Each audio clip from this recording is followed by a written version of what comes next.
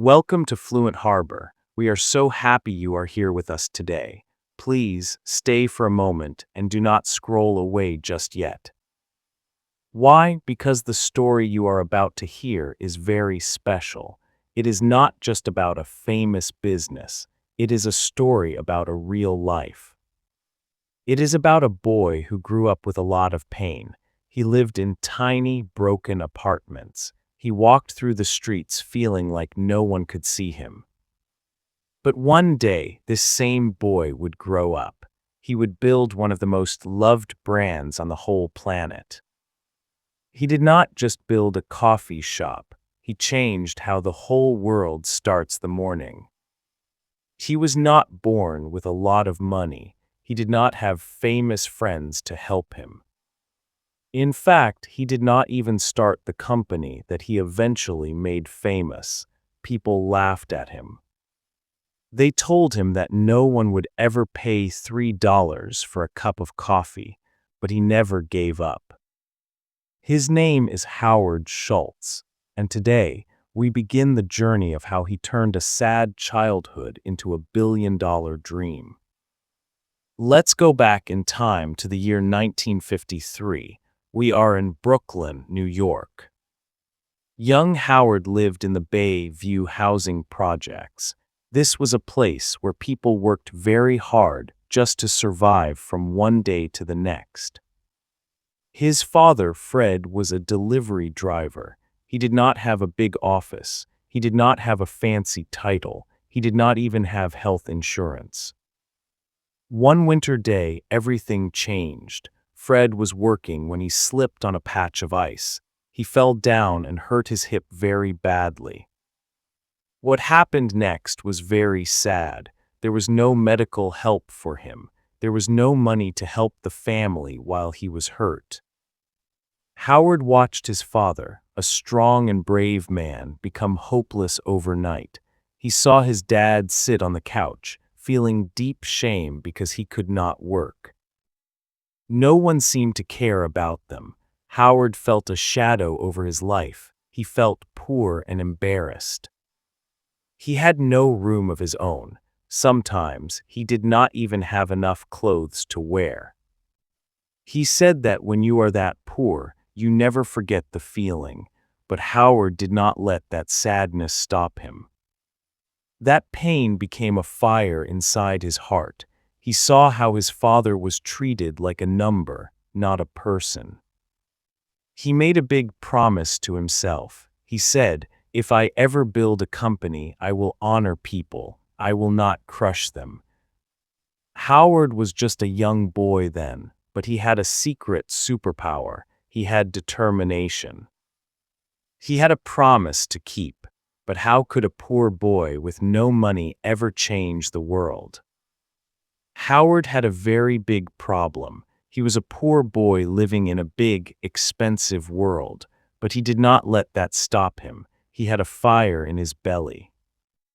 He began to work very hard every single day. He sold newspapers on the street corners. He did many odd jobs to save every penny he could find. He knew that if he wanted to help his family, he had to find a way out of the projects.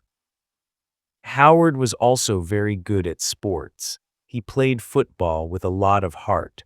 Because he was such a good player, a college gave him a special gift. It was a football scholarship. A scholarship is when a school pays for you to learn because you are very good at something. This was his big chance to change his life. Howard became the first person in his whole family to go to college. But college life was not a vacation for him. He still had to work very hard to pay for his food and his books. He worked as a bartender, serving drinks to people in the evening. He also worked as a salesman during his time at school. A salesman is a person who helps others buy things they need. Howard was very good at talking to people. He was kind and he always listened very well. After he finished school, he got a big job at a company called Xerox. This was one of the best places in the world to learn how to sell things. Howard was very, very good at this job. He was finally making good money. He was no longer the poor boy from the broken apartments, but deep inside, Howard felt like something was missing. He did not want to just sell office machines. He wanted to find a dream to believe in. One day, he went to work for a company that sold pretty things for kitchens. He looked at the lists of what people were buying from the store. He noticed something very strange on the reports. There was a tiny little shop far away in a city called Seattle. Even though the shop was very small, they were buying more coffee machines than the giant stores. Howard was very curious. He wondered, why does this little shop need so many machines? He decided to get on a plane and fly to Seattle to see it for himself. The shop was called Starbucks. At that time, it only had 4 small stores. They did not even sell cups of hot coffee to drink. They only sold the beans and the tools to make coffee at home. But when Howard walked inside, his heart began to beat very fast. He felt something magical in the air. He saw people who truly loved what they were doing. He smelled the rich, warm air. He saw that coffee was not just a dark drink. He saw that it was about warmth and being real with people. In that moment, a tiny seed was planted in his mind. He knew he had to be a part of this. He decided to quit his safe job to join this tiny company. His friends thought he was crazy. Why leave a big company for a tiny shop? But Howard saw a future that no one else could see yet. He was ready to start a new life, but he did not know that his biggest ideas would soon be rejected. He did not know that his dreams were about to hit a very big wall. What happens when the people you admire tell you that your idea is bad? What happens when they say no to your biggest dream? Howard Schultz now had a brand new job. He was working at a small shop called Starbucks in Seattle. At that time, he was not the owner of the company. He was just an employee, a worker who wanted to help the brand grow. But inside his heart, a very big vision was starting to wake up. In 1983, the company sent Howard on a long trip to a city called Milan. Milan is a very beautiful place in the country of Italy. He went there for a business meeting to see new products, but what he found on those old streets changed his life forever. As Howard walked around, he saw something very special. He saw coffee bars on every single corner of the street. These bars were very busy and full of happy people, but the people were not just drinking coffee and leaving quickly. They were talking and laughing together. They were sharing stories and connecting with one another like a family. Howard watched them closely. He saw that the workers, called baristas, knew the customers by their names. People did not just visit these shops for a quick drink. They visited for the feeling of being part of a community. Howard stood there, and he could not believe his eyes. It was like he had stepped into a brand new world of friendship. He thought to himself, this is what we need in America. We do not have this culture or this feeling. He realized that coffee was more than a dark bean in a bag. To him, it looked like warmth. It looked like belonging. He saw something truly human and kind in those Italian coffee bars. When Howard flew back to Seattle, his heart was full of excitement. He was on fire with a new idea. He walked into the Starbucks office to talk to the founders. Their names were Jerry, Zev, and Gordon. Howard told them, we need to change everything. He wanted to open coffee bars where people could sit and drink. He wanted to bring the Italian style of coffee to the United States. He was so ready to build this new dream. But then something happened that made him very sad. The founders listened to his idea very quietly. Then they said a word that hurt his heart. They said no. They said, that is not who we are. We sell the beans, we do not serve the drinks. They did not think people would ever pay $2 or $3 for one cup of coffee. They thought Howard's idea was too strange and too risky. Howard was stunned. This was his big mission, and it felt like it was being crushed. But Howard did not scream or get angry. He knew deep inside that if they would not do it, he had to do it himself. He had to make a very difficult choice. Should he stay at his safe job, or should he leave everything behind to follow his own heart? In 1985, Howard made the biggest decision of his entire life. He decided to quit Starbucks. He was going to start his own coffee shop from nothing, but there was a very big problem. Howard had a big dream, but he had $0. He needed to find people with money to believe in him. How do you find millions of dollars when you are just a dreamer? What happens when you ask for help and 200 people tell you no?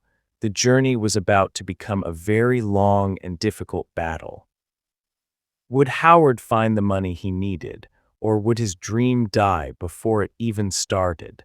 He was walking into a world where doors would be slammed in his face. Howard Schultz was now a man with a vision, but he had no home for his ideas. He had left his safe job at Starbucks. He was standing alone in the cold wind of reality. He had a wife who was expecting a baby soon. He had no steady paycheck coming in. He had a big dream, but his pockets were empty. He decided to name his new company Il Giorno. This is a beautiful Italian name that means the daily. He chose this name because he wanted his coffee shop to be a part of people's daily lives. He wanted it to be a place of light, music, and joy. He wanted people to feel special every single morning. But to build this dream, Howard needed a lot of money. He needed $1.6 million. To a man who grew up in the housing projects that felt like all the money in the whole world. Howard did not have rich parents. He did not have a secret treasure. He only had his voice, his passion, and his story. So he began to ask people for help. He put on his best suit and went to see investors. These are people who give money to new businesses to help them start.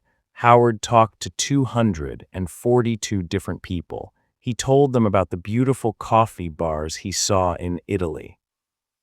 He told them about the wonderful smell of the beans and the warm smiles of the customers. He spoke with all the passion in his heart, but one by one, these people looked at him like he was crazy. They told him that Americans would never change their habits. They said Americans only like big cups of cheap coffee at home. They did not believe anyone would pay for an experience. In total, 217 people told him no. Can you imagine how that feels, to hear the word no 217 times? Most people would have stopped after 10 times. Some people would have quit after 50 times. But Howard was different. Every time someone said no, he thought of his father. He thought of the man who worked so hard but was treated like he did not matter. He did not want to end up feeling hopeless. He wanted to prove that a person's life could mean something more. He kept going. He kept knocking on doors even when his feet were tired. Finally, a few people saw the fire in his eyes. They decided to take a big chance on him. He finally raised the money he needed. In the year 1986, the first Il Giorno coffee bar opened its doors in Seattle. It was beautiful. There was lovely music playing. The workers wore clean white shirts and green ties. They were fast and they were very kind to every person. On the very first day, 300 people walked through the door. The people of Seattle loved it. They loved the feeling of the shop. They loved the taste of the real coffee. Howard was finally doing it. He was building his own world. He felt like he was finally winning the race against his past. But then, something totally unexpected happened. A phone call came that changed everything. The original owners of Starbucks called Howard. They told him they wanted to sell the entire Starbucks company. They wanted to walk away from it all. This was the moment Howard had always dreamed of. but there was a giant problem. He needed even more money to buy it, and he found out he had a very powerful rival who wanted to buy Starbucks first. Who was this rival, and how could Howard find the strength to fight one more time? Howard Schultz was now a small king of his own little world. His shop, Il Giornale, was doing very well. Every morning the shop was full of happy people. They loved the music, the smiles, and the hot coffee. But then the phone rang. It was the original owners of Starbucks. They told Howard they wanted to sell their whole company. They wanted $3.8 million. This was a giant mountain of money. To Howard, this number felt impossible. He did not have that kind of money in his bank. Imagine standing at the bottom of a very tall mountain. You want to reach the top, but you have no shoes and no rope. That is how Howard felt. He knew he had to buy Starbucks. It was his first home in Seattle. It was where his big dream first started to grow, but there was a problem, a very big and scary problem. One of the people who gave Howard money for his first shop was very rich. This man was a powerful investor. He saw that Starbucks was a great idea, but he did not want to help Howard buy it. He wanted to buy Starbucks for himself. He wanted to push Howard out of the way and take the name. Howard felt like his heart was being stepped on. This was a man who was supposed to be on his side. Instead, this powerful man was trying to steal Howard's dream. Howard was very afraid. He was just a young man from the poor projects. His rival was a giant man with millions of dollars and a very loud voice. But Howard remembered something important. He remembered that he was a fighter. He did not go to a fancy office to hide or cry. He walked directly to the office of that powerful man. He sat down and looked him right in the eye. He did not talk about numbers or boring business profits. He talked about his life. He talked about how hard he had worked since he was a little boy. He told the man, "You can buy this company with your money, but you do not have the passion for it. I do." Howard's voice was shaking, but he did not back down. It was a battle between big money and a big heart. The powerful man was very surprised. He had never seen someone with so much fire in their soul. Because Howard stood his ground with courage, the man finally stepped away. Howard then had to find the rest of the money from other kind people. He worked day and night. He did not sleep. He did not even eat much. Finally, in August of 1987, the miracle happened. Howard Schultz raised every single penny he needed. He walked into a quiet room and signed the official papers. He was now the owner of Starbucks.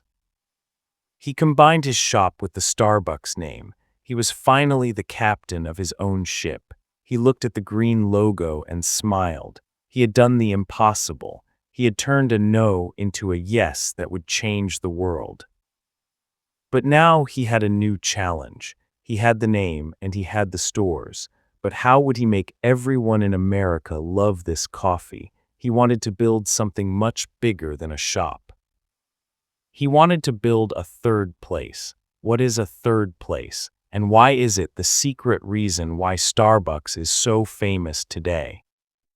Howard was now the owner of Starbucks. He was not just a worker anymore. He was the leader. He had a very big goal in his mind. He did not want Starbucks to be just another boring shop. He wanted it to be a bridge between people. He called this idea the third place. Think about your life for a moment. The first place is your home. That is where you live with your family. The second place is your work or your school. That is where you spend your day. Howard wanted Starbucks to be the third place. It was the place in between home and work. It was a place where you could sit on a soft chair. You could listen to beautiful music. You could smell the fresh coffee beans. Most importantly, you could feel like you belonged. In the busy cities, people often feel lonely. They walk past each other and do not say hello. Howard wanted to change that. He wanted his baristas to smile. He wanted them to learn the names of the people who came in every day. He wanted the shop to feel like a warm hug. He also kept the famous logo of the company. It is the green lady with the crown. She is a siren, which is like a mermaid from old stories of the sea. Why did he keep her? Because coffee comes from faraway lands across the ocean. The green lady represents the magic and the mystery of that journey. She was a symbol of adventure. Howard began to open new stores very fast. He went to Chicago and then to Vancouver. People told him that the weather in Chicago was too cold for his coffee. They said people would stay inside their houses. But Howard did not listen to the doubters. He knew that when it is cold outside, people need warmth even more. He was right. The shops were full. People loved the third place feeling. They loved that they could be themselves there. Howard also remembered his father. He remembered how his father was treated poorly at his job.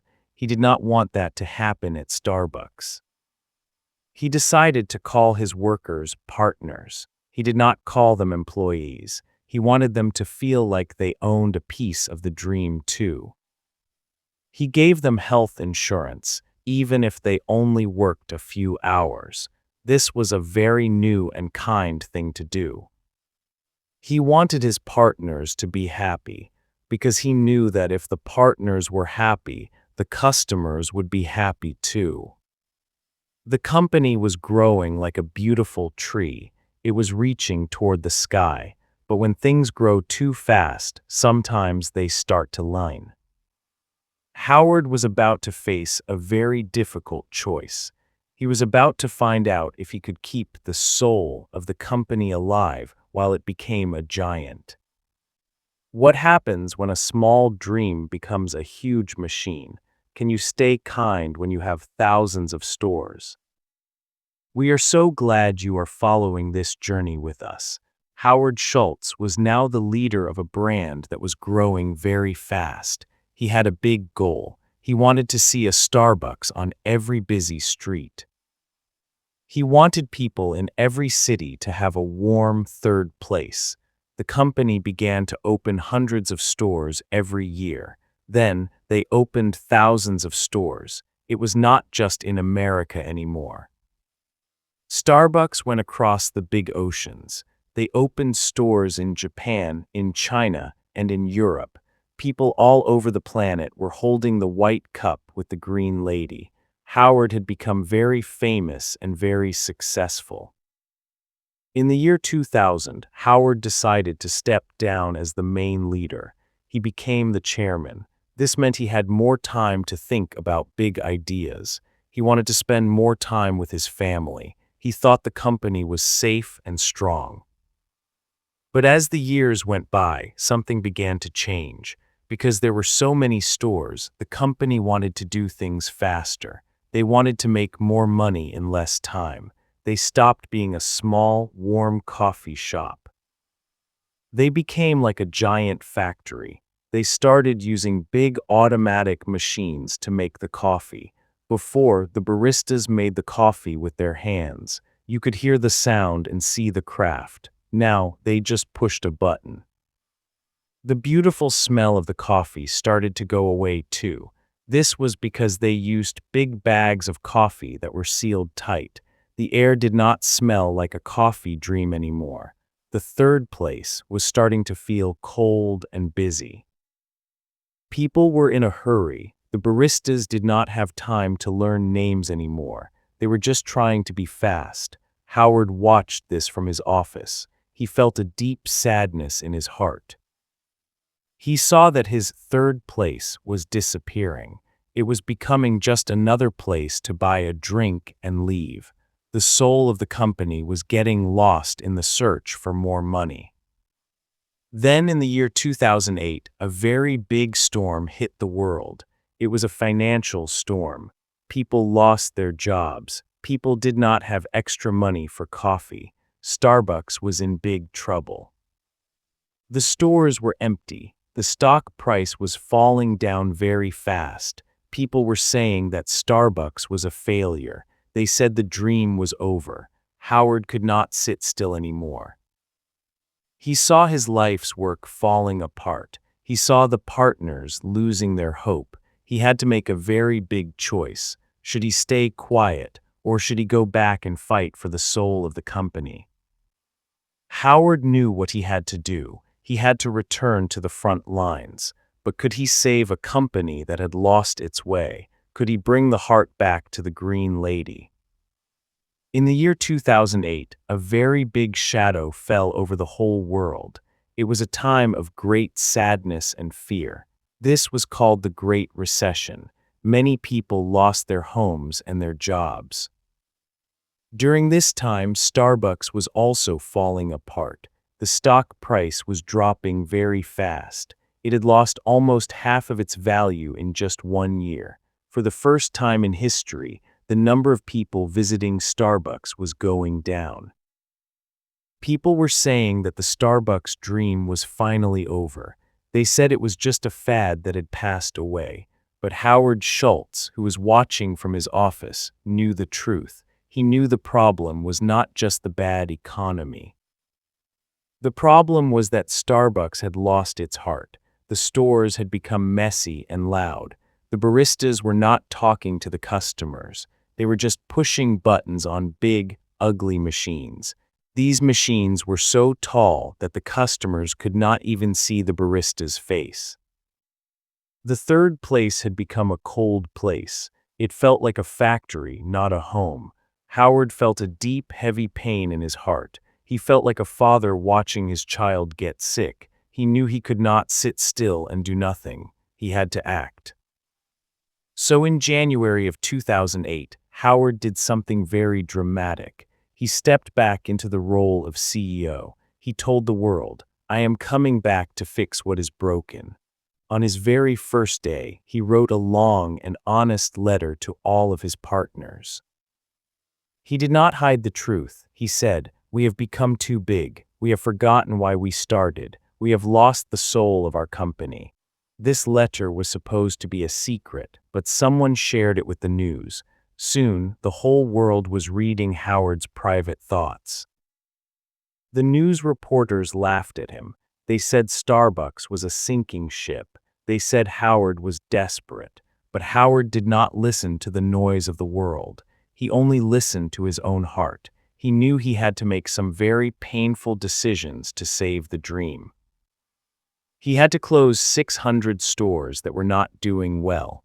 This was the hardest thing he ever had to do. He knew that thousands of partners would lose their jobs. He felt the weight of every single person on his shoulders. He felt the same pain his father felt when he could not work. But Howard knew that if he did not save the whole company, everyone would lose everything. He had to be a strong leader in a very dark time. He decided to do something that no one expected. He decided to stop everything to teach people how to love coffee again. He had a plan that would surprise the whole world. It was a plan that would cost millions of dollars in just a few hours. It was a very big gamble. What was this secret plan, and could it really bring the magic back to the Green Lady? Howard Schultz was now facing a giant problem. His company, Starbucks, was losing its heart. People were not happy. The coffee did not taste the same. The magic was gone. Howard knew he had to do something very brave. He had to do something that would shock everyone. On a Tuesday in February 2008, Howard did something no one expected. He closed every single Starbucks store in the United States at the same time. There were over 7,000 stores. He put a sign on every door. The sign said they were closing to talk about excellence. He did not close for a vacation. He closed to teach his partners how to make the perfect cup of coffee again. He wanted them to remember that coffee is an art. He wanted them to care about every single bean. He wanted them to look the customers in the eye and smile. This decision cost the company $6 million in just one afternoon. The experts on the news said he was making a big mistake. They said, "Howard, you are losing money." But Howard did not care about the money that day. He cared about the truth. He told his partners, "If we do not love what we do, the customers will not love us." He sat with them. He listened to them. He reminded them that they were not just workers. They were the heart of the third place. He brought back the old machines so people could see the coffee being made. He brought back the wonderful smell of fresh beans. He made the stores clean and warm again. It was like he was waking up a sleeping giant. Slowly, the magic began to return. People started to come back. They felt the warmth. They felt the care. Howard also did something very kind. Even when the company was losing money, he refused to take away health insurance from his partners. He remembered his father lying on the couch with no help. He said, "I will protect my people, no matter what." This made the partners love him even more. They worked harder because they knew Howard cared about their lives. The company started to grow again, but this time it grew with a soul. It grew with love. Howard had saved the green lady from drowning. He proved that you can be a big business and still be a kind human being. He proved that values are more important than just making a profit. Starbucks became stronger than ever before. It became a symbol of hope for many people. But Howard's journey was not just about coffee shops. It was about the lessons he learned along the way. He wanted to share these lessons with the world. He wanted every person to know that they can build a dream too. Howard Schultz did not just build a company. He built a legacy. A legacy is something good that you leave behind for the world to remember. Howard showed us that business is not just about making money. It is about how we treat people. Today, Starbucks is in almost every country. There are over 30,000 stores. Every week, over 100 million people walk into a Starbucks. They are not just buying a drink. They are looking for comfort. They are looking for a place to feel safe and seen. Howard stayed as the leader for many years. He always remembered the promise he made to himself as a little boy.